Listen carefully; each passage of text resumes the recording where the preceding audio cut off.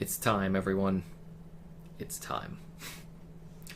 Now, this should go without saying, of course, but everything I'm going to say is going to be riddled with spoilers, all about the new Infinity War movie, so if you need to back out, last chance to do it. That said, I think I speak for the entire fan base when I say...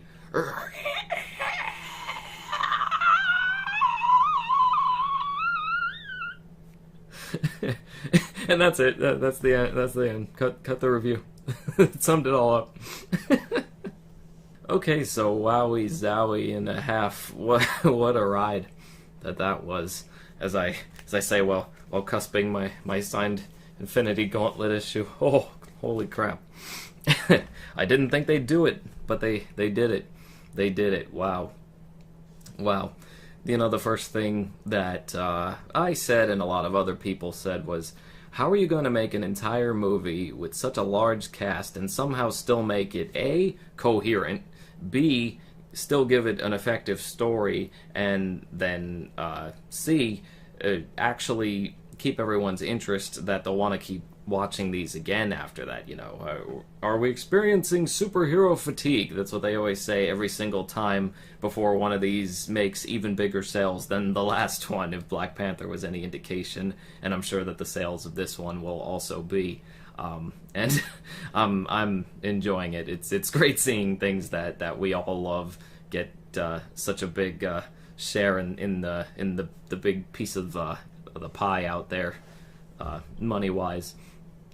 So, obviously this is not the same story that Jim Starlin wrote in the Infinity Gauntlet issues way back. That's okay. We weren't expecting it to be just like it. For starters, we don't have Silver Surfer or Warlock here to aid us with anything, and we certainly don't have Warlock obtaining the Infinity Gauntlet at the end as the result of it. Unless he's going to somehow come in later on, but at the rate that things have been going so far, I don't really see that coming unless there's some huge turnaround. I know they gave a hint about his appearance in the cocoon at the end of Guardians 2, but that's still all that we've seen of him so far. So I'm hoping to hell that we finally see him. He was one of my favorite characters again after Jim Starlin got to him, and I'd love to see somebody represent him on the big screen too. But that's, you know, that's a discussion for another time. What we're here to talk about now is all about what we did see. And what did we see? Wow. What didn't we see?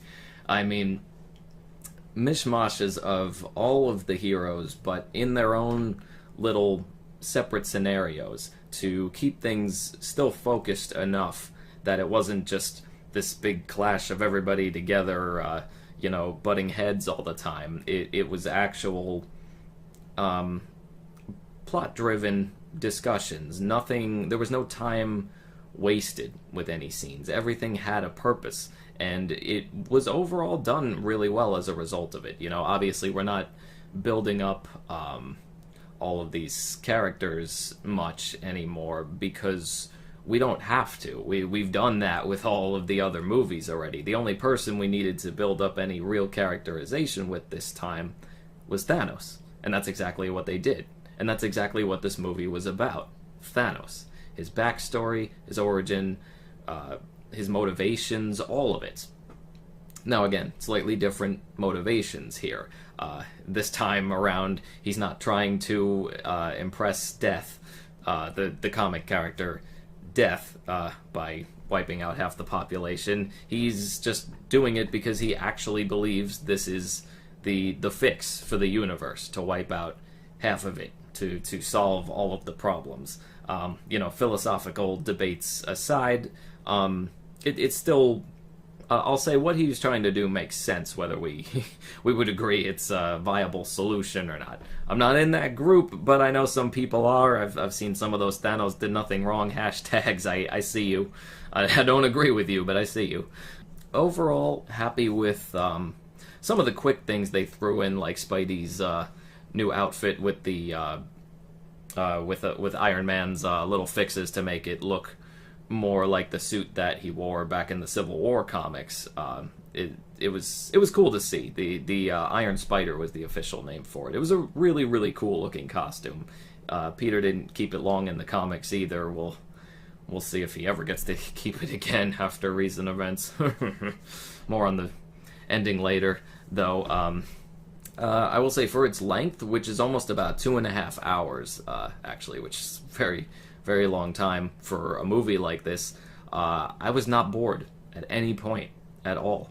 Whether it was Thor trying to work together with giant Peter Dinklage to create a new weapon for himself, with the aid of Rocket Raccoon, or whether it was the amazing fight at Wakanda, Peter and Tony in space, all of it. I mean, it was all really relevant and just really fun. You never, like I said, again, you never got bored at any point, even if it was, Doctor Strange and Iron Man fighting Thanos' henchman, who looked suspiciously like Lord Voldemort, but still good, still a good part. He did his actions well at the time. If I had to pick I'd say one favorite line of the entire movie, and there was a lot of funny one-liners, it would definitely be when Okoye said, "Why was she up there the whole time?" That's coming off right after Scarlet Witch finally jumped down to save everyone from those little spiky things on wheels that were all coming at them during the fight in Wakanda near the end. Absolutely perfect comedic timing there. I applaud all of them for that one.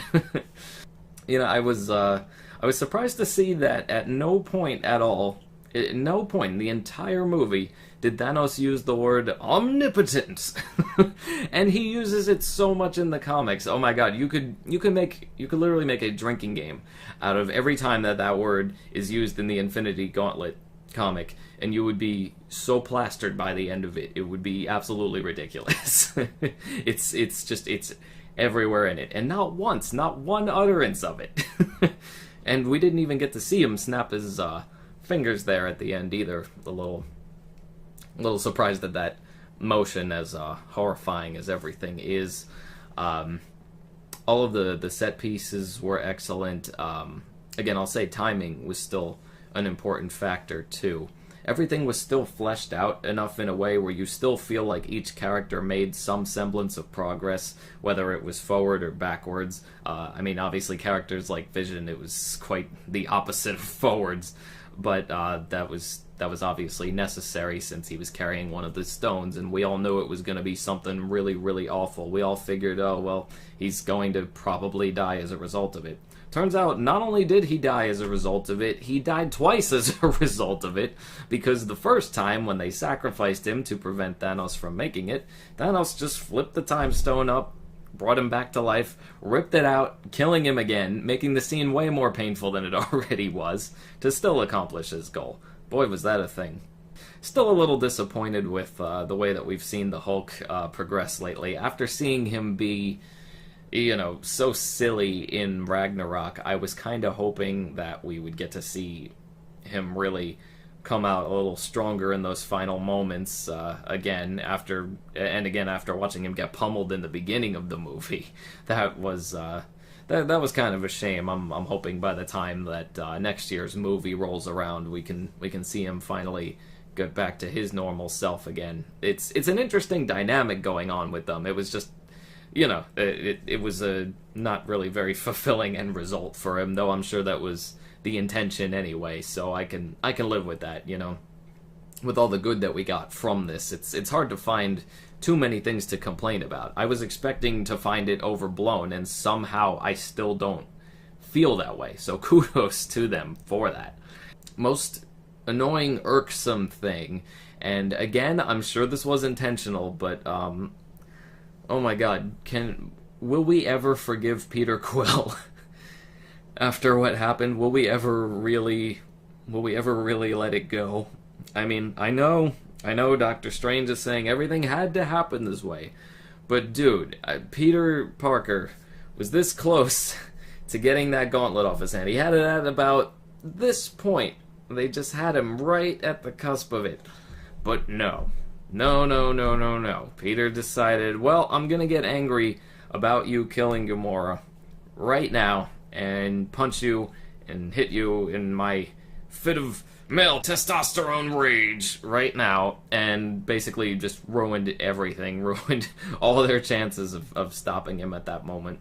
We have got to trust in Doctor Strange. I'm putting my trust in Doctor Strange right now, in Sherlock Holmes himself, because, as he stated, he's seen all these different versions of the future. It was over, like, what was it, like 14,000 something possibilities, and, but there's only one where they all come out surviving, and supposedly things had to happen exactly this way for that outcome to happen. That's the obvious scapegoat that they're going for with this. So we'll see, how that all pans out. I guess we can just get to talking more about the ending now. Wow, holy crap. I was not expecting half of, no pun intended, half of those characters to be the ones to go out. They immediately hit some of the newest hitters. They hit Spidey, they hit Black Panther. Black Panther, after the success of the movie, they make him one of the ones to disintegrate. I just, wowee. And boy, did they make it super, super, super sad when we were watching Peter Parker go out there at the end. I mean, it was already one thing that really shocked me when they did it to T'Challa, of course. When they did it to T'Challa, it was really, really shocking. But just as shocking was the way that they did it to poor Peter Parker. They drew that out. I mean, I felt like I was rewatching David Tennant's final scene in Doctor Who all over again, right down to the "I don't want to go" part. And I'll tell you, I was starting to tear up just as much as I did when I first watched that episode years back. Oh boy, was that rough. Again, even knowing everything that happens in the comics, I'm still feeling it. I think a lot of us are still feeling it. I haven't had a movie theater that quiet probably since I saw The Dark Knight at a midnight showing on my birthday. Happy birthday to me. But it was just as just dark and dreary, and it just left you speechless there at the end. And that after credit scene, the one after credit scene that we got, still didn't instill some huge amount of hope, though just a teensy bit of hope between the scapegoat with Doctor Strange's explanation about the outcomes, and then the little Captain Marvel symbol at the end. That's what we get. That's what we have to go by. That's what we have to, pray is gonna bring them all out of this. Or maybe Thanos just won, and that's just we just have to deal with that now with our half destroyed universe. Either way, whatever. He got to enjoy the morning sunset with his coffee after the fact, so I guess some people will be satisfied with that conclusion. And it's interesting, too, because people try to act like, oh, this is incomplete, this is just part one of a two-part story. Well, I can understand the part one part, but let's not act like this was not a complete story here. This was still a full-on Avengers movie, beginning, middle, and end, just with an unhappy end, but it's still an end nonetheless. This was still a full experience. I don't like people acting like they only got half of the whole movie experience out of this. That's not true. We just didn't get the happy ending out of it this time. That's the only real difference. Otherwise, I still feel like this was a full-on thing. Don't get me wrong. We all know that, not even another movie, Avengers movie, will pass without them all having come back somehow. And we all have our theories about how that's going to play out and what's going to happen. Just to reiterate what happened in the Infinity Gauntlet comic, Thanos turned himself into a big cosmic being so that nobody could try to blindside him anymore in his physical form. After doing that, he apparently forgot that his physical form was still there with the gauntlet on the ground after he turned himself into this. And then Nebula, of all people, ripped the gauntlet off of it and actually was the one to turn everything back to normal before there was another big battle with her to get it back, and Warlock finally claimed it and set everything right in the end. But bringing everyone back to life, it was actually Nebula, of all people. It was actually Nebula that came in and saved everybody. There was an interesting dynamic between Thanos and Warlock in that, implying that that there was more to why he was setting himself up the way he would, where he would get himself to this point of this ultimate power, but he would let it slip through his fingers every single time, and that there was an implication that he was doing it intentionally, and that even that moment where he let his sights off the gauntlet, that this was all actually subconsciously intentional. It was a very interesting dynamic, and one that I don't expect them to really go into in this movie. I think they've certainly covered plenty of bases in that regard, and that was good. And people got to see that he, of course, has a soft, sympathetic side when he cried for Gamora before, brutally murdering her. But before that, it was a very nice moment. It showed that he truly loved her, again, before brutally murdering her, and that he really did care about his cause. He truly felt that this was the just cause. This is one of those things that can make for some really, truly great villains when you reach those gray areas. Don't get me wrong, sometimes a straight-up villain more down the just straightforward psychopathic path is still just as good. I'm a big fan of Kefka in Final Fantasy VI, for example.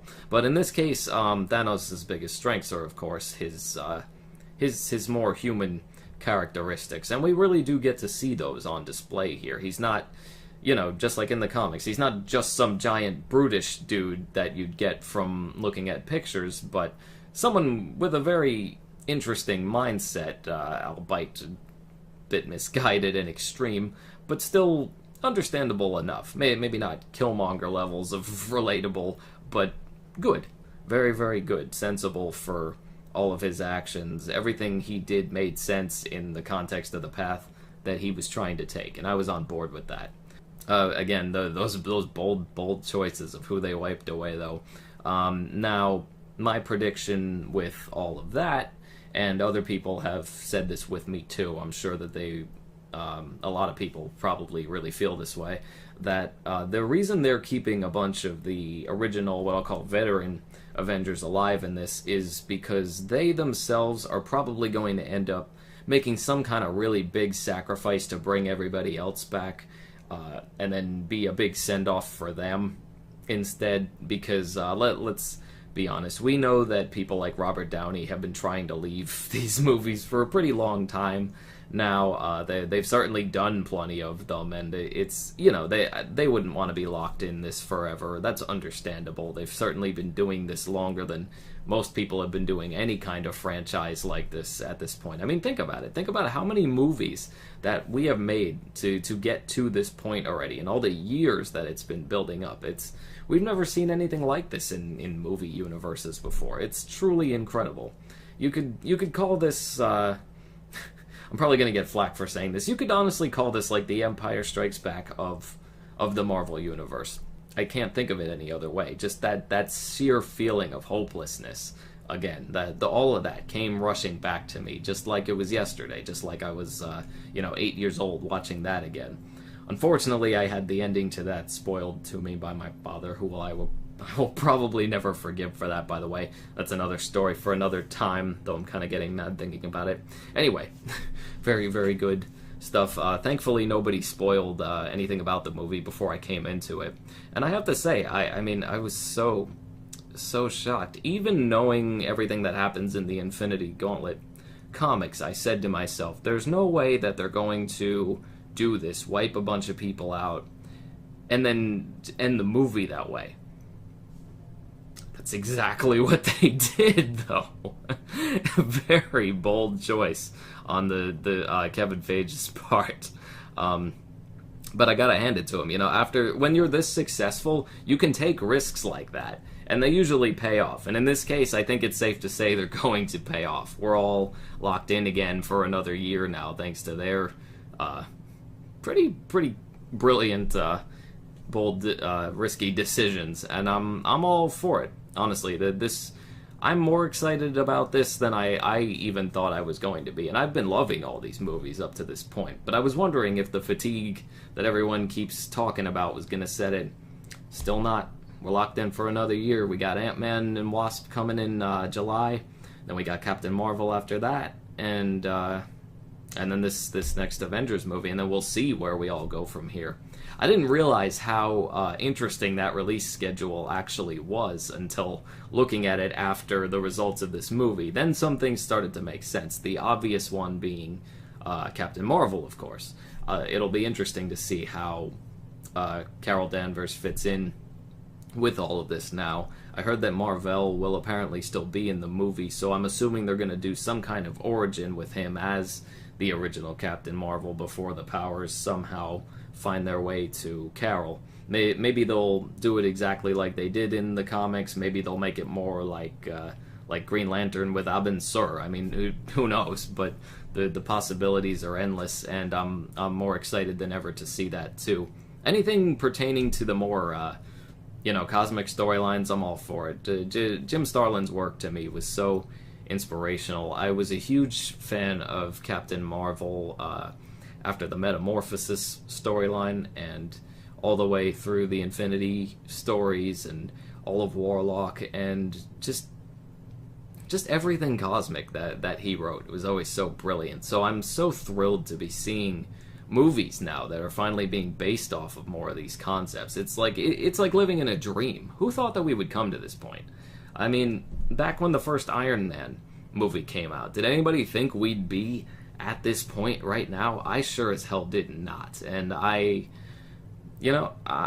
more psyched than ever. I'm thrilled that these are still going the way that they are, and I am so excited to see where we go next. I would love to hear everybody else's thoughts too. There's so much more I could talk about that we could all talk about, but for now I think it's good to just share a big collective hug right now and say it's gonna be okay. It's gonna be all right. We're gonna get through this together. Whether it's through nice deep conversations or really, really funny memes to hide the pain, whatever it is, we're all here for each other. So I'd love to know your thoughts too. Feel free to reply in the comments below. Tell me what you think, if you think you agree or if you think I'm just full of it and on a bandwagon like some other people might think out there. But yeah, let me know. I'd love to hear from you. And just so excited to be able to keep talking about these kind of things again. I can't wait. See you all.